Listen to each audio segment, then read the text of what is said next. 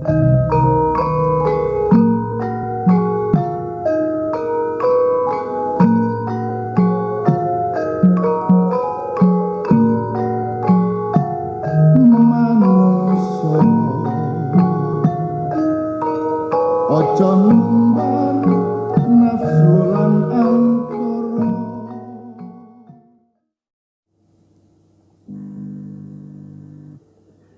ingin menjelaskan seperti ini. Tadi kan kita bilang uripe manungsa ming saka Gusti Allah, goleki Gusti Allah meneh. Kue ketemu ora ketemu ya akhirnya ya kepergok Gusti Allah meneh, ya. Ning keindahan terjadi kalau kamu memang menemukan dengan seluruh potensi yang ada pada dirimu. Kalau pada saat yang sama Allah tadi mengaku atau menyebut dirinya adalah cahaya, Allahu nurus samawati wal ard, maka perjalanan manusia adalah dari cahaya menuju cahaya. Dari Allah menuju Allah, dengan panduan dari Muhammad menuju Muhammad, dengan penjelasan dari cahaya menuju cahaya. Maka pertama yang harus kita pelajari adalah fisika dan biologi. Kedua yang harus kita pelajari adalah kosmologi yang merupakan makro dari ilmu fisika, matematika, dan biologi. Yang ketiga harus kita pelajari adalah fisika kebudayaan. Jadi tata kelola perilaku manusia, di situ ada akhlak, ada kamulyan, ada pamrikso, ada macam-macam. Supaya pada tahap keempat kita menemukan cahaya yang sebenarnya. Tidak mudah menjelaskan, tapi kira-kira ini ya. Ini kan bukan cahaya ini. Yang menyinari kita ini bukan cahaya. Ini adalah benda yang memantulkan apa yang secara fisik kita sebut cahaya. Bahkan matahari pun tidak memancarkan cahaya. Matahari hanya memancarkan energi inti yang ketika menimpa benda-benda alam tertentu dia membuat mata kita kompatibel sehingga bisa melihatnya. Jadi cahaya adalah sesuatu yang sangat misterius yang merupakan awal dari kehidupan kita dan sesuatu yang amat gaib yang merupakan ujung dari kehidupan kita. Ya, di rumusnya ketoke gampang ning ya kudu nganggo imajinasi. Nah, tadi ketika ada duar tadi, ada Big Bang tadi, itu kan cahaya terbagi menjadi tiga. Yaitu cahaya yang tetap seperti cahaya esensial adanya. Kemudian cahaya yang berupa gelombang-gelombang frekuensi-frekuensi dan energi-energi yang tidak kasat mata. Misalnya aura, karisma, sugesti, itu semua dari cahaya yang tidak tampak. Yang di dalam bahasa Jawa disebut dudu ilmu katon. Nah, cahaya pada padatan yang ketiga atau yang paling rendah derajatnya adalah yang disebut ilmu katon atau materialisme. Jadi bumi ini adalah cahaya yang paling, ini keraknya cahaya, intipe. Apa ya, nek kopi letekane kopi, apa jenis nisore iki, sing bagian nisore. Ampasnya. Jadi segala sesuatu sing ketok moto, sing krungu kupingmu, bukan mata yang Mas Toto bilang mata kemanusiaan, mata hati dan sebagainya. Kalau yang tampak oleh mata hati berarti cahaya pada jenis kedua, pada tingkat kedua. Cahaya yang sejati adalah yang keempat yang merupakan tujuan kita bersama. Tapi kita berada dalam tiga gelombang. Gelombang yang paling rendah adalah gelombang materialisme. Dan semua manusia sekarang urusannya adalah materialisme. Jadi katakanlah begini, ono telung gelombang yang sedang berlangsung dalam hidup Anda, di dalam maupun di luar diri Anda. Tinggal Anda mau menyikapi gelombang itu. Sekarang saya tanya, Anda kesini tadi menurut Mas Karta kan yakadu zaituha yudhi'u walau lam tamsa sunar. Ora dikongkon sapa-sapa ta kowe? Ora dibayar sapa-sapa ta? Ora diperintah sapa-sapa ta? Berarti ini bukan cahaya pertama. Ini bukan gelombang pertama, ini gelombang kedua. So, gelombang pertama itu gelombang materialisme. Jadi bupati, ada raskin, ada subsidi BBM, ada parpol, ada minyak tawon, ada balsem, ada badokan kuliner, ya toh, ana wong dahar, ana wong mangan, ana wong nedo, ana wong nyekek, ana wong lontor, ana wong badok, ana kuwi kabeh dunia materialisme. Nah, Anda ini sebenarnya terlibat di ketiga gelombang itu. Pertama, gelombang mainstream yang disebut materialisme di muka bumi. Ana negara mengikat Anda sedemikian rupa, mencemaskan Anda, bikin Anda sedih, betul enggak? Wedi ora mangan, wedi ora iso nyekolahke anak, wedi presidene gantine padha wae. Wedi iki, wedi iku, dan itu semua mencemaskan Anda. Pertama-tama yang harus kita ketahui adalah ketika nanti Anda mati, apakah itu selesai masalah? Ataukah Anda sedang meninggalkan yang paling letek dari hidup Anda dan Anda menuju gelombang kedua yang lebih halus dan lebih bermutu? Sudah pasti bahwa jasadmu tidak bisa kamu bawa, uangmu tidak bisa kamu bawa, harta bendamu, jabatanmu, apapun saja di dalam materialisme tidak bisa kamu bawa untuk pada akhirnya nanti bersentuhan atau berjodoh dengan cahaya yang sejati. Sedangkan manusia sekarang sibuknya 99% adalah pada letek-letek ini. Betul enggak? Nah sekarang teman-teman sekalian, adanya majelis seperti ini, itu berarti Anda memberontak kepada gelombang materialisme. Anda cemas, Anda gelisah. Apa ya kaya ming kaya ngono kuwi urip? Apa ya urip ning donya ki ya ming NKRI kaya ngene iki? Apa ya ming alah ya ming Bung Karno, Pak Harto, Habibie, Gus Dur, Megawati, SBY kaya ora ana wong wae ning Indonesia. Kaya ora ana wong pinter wae. Apa ya ming kaya ngono kuwi urip ning donya? Wong saiki ngepake sapa sing cocok dadi pemimpin wis ora iso.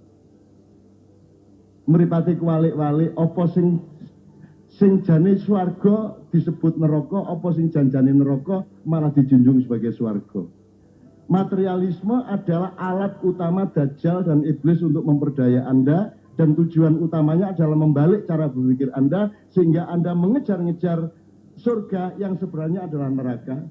Dan Anda lari dari neraka yang sesungguhnya adalah surga. Nah di sini ini gelombang kedua, di mana Anda rene iki mergo kowe ora pati aman to karo gelombang pertama. Atimu aman ra karo Indonesia iki? Aman mboten? Tidak aman. Sebagai apapun Anda tidak aman, sebagai manusia tidak aman, sebagai warga negara tidak aman, sebagai orang Islam tidak aman, ya, sebagai orang Jawa tidak aman, sebagai apa saja tidak aman. Ini kapan-kapan bisa kita omongkan kenapa menjadi orang Jawa tidak aman, kenapa menjadi warga negara tidak aman, kenapa menjadi orang Muslim tidak aman, dan seterusnya. Itu banyak sekali. Tapi intinya kan Anda ini sedang memberontak dari dunia materialisme, dari mainstream gelombang pertama, Anda mencari gelombang yang lebih murni, yang lebih sejati. Maka Anda datang ke sini. Jadi aktivitas Habib Anies ini adalah aktivitas gelombang kedua, yang hari ini si gelombang kedua ini pelaku-pelakunya sedang menggayuh gelombang ketiga, yaitu cahaya yang sejati. Kita mempelajari apa to janjane urip iki. Apa ya wong ki ming royokan sugih.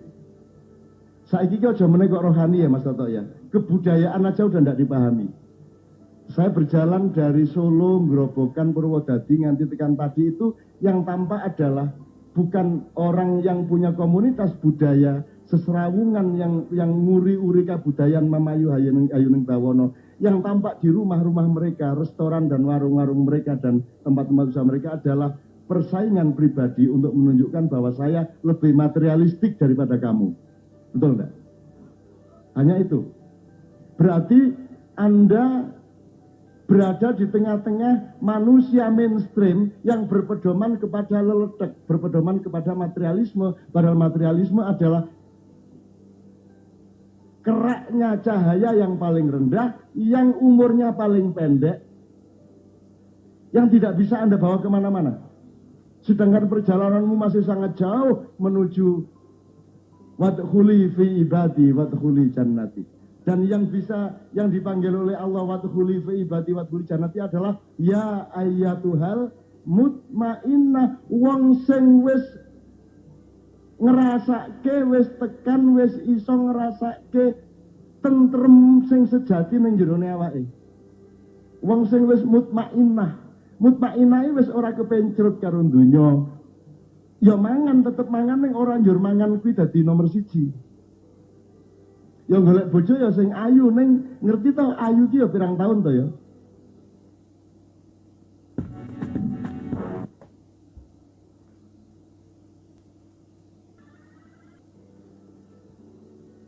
Wong gua wae nek bendina dileboni saya ombo saya ombo.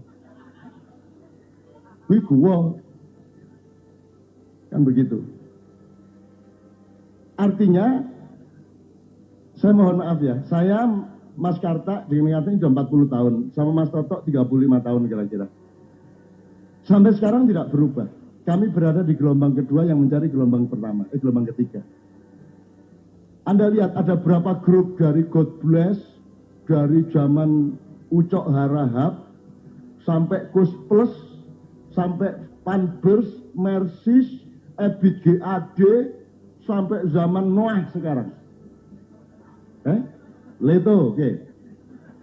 Ya, oke. Yang ingin saya katakan kepada Anda, saya tidak pernah meningkat sejak itu sampai sekarang. Karena yang disebut peningkatan yang Anda maksud adalah peningkatan materialisme. Saya sugih, saya kondang, gitu kan, saya dadi.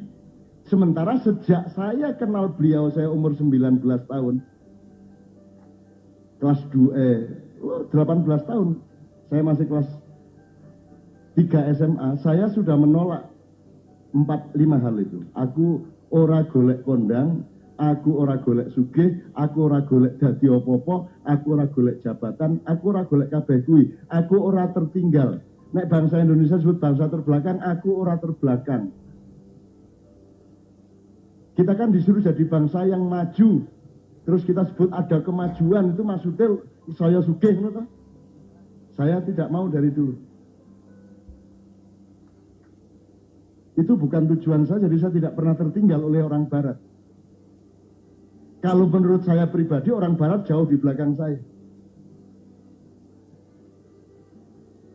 Saya tidak taat kepada semua dunia materialisme. Aku tidak taat kepada dokter, aku tidak taat kepada, aku diikat oleh hukum, aku mau taat hukum. Bilang sama ahli-ahli hukum dan perangkat-perangkat hukum Indonesia bahwa saya tidak mau taat hukum Indonesia. Kenapa? Karena yakadu zaitu hayudi'u walau tanpa sunar. Kowe nggawe aturan pora, aku tetep dadi wong apik arep ngopo kowe. Ora arep nyolong, ora arep nglanggar apa-apa. Ning ora mergo kok kongkon. Nek kowe aku kon pelajari hukum tersinggung aku. Wong isine mung barang siapa mengarani aku meneh. Aku ora barang siapa mencuri, barang siapa mengambil. Wingi iki aku karo Mas Toto itu sama Kiai Kanjeng ke Mamuju naik pesawat 1 jam sebelum mendarat sudah takjil maghrib tiba. Lion Air tidak menyediakan atau air apalagi jajan. Dan mereka kayaknya tidak ingat bahwa ini bulan puasa.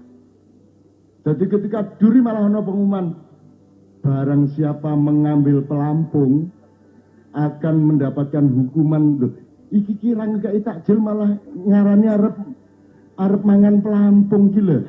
Lah ngono ta perasaane ning pesawat iki, dadi guyu kabeh Kiai Kanjeng Asu. Wis ora takjilan malah dianggap arep ngrikiti pelampung. Jadi itu benturan antara gelombang kedua dan gelombang pertama. Nah Anda teman-teman sekalian, saya sarankan mulai malam hari ini, Anda dikuasai oleh gelombang pertama, betul enggak? Dikuasai oleh materialisme, dikuasai oleh undang-undang negara, dikuasai oleh macam-macam yang mereka jalankan secara tidak jujur. Tapi saya ingin nyatakan kepada Anda tidak boleh tertekan oleh gelombang pertama. Ojo gelem digawe sedih, ojo gelem digawe stres. Ojo gelem digawe bingung, kowe kudu madeg, kowe kudu ucul saka kebingungan kowe. Kowe kudu mengelak, kowe kudu ngatasi. Karena kamu adalah manusia gelombang kedua yang mencari gelombang ketiga. Gitu loh. Saya tadi cerita dari Ucok Harahap nganti saiki kowe ndelok. Berapa grup timbul tenggelam, aku karo contoh Kiai Kanjeng ki ke tahun 76 nganti saiki ra tau leren. Padahal kita tidak pernah mencari kondang, tidak pernah mencari job, PY, tidak pernah. Dan saya kesini ini juga tidak dalam rangka profesi saya.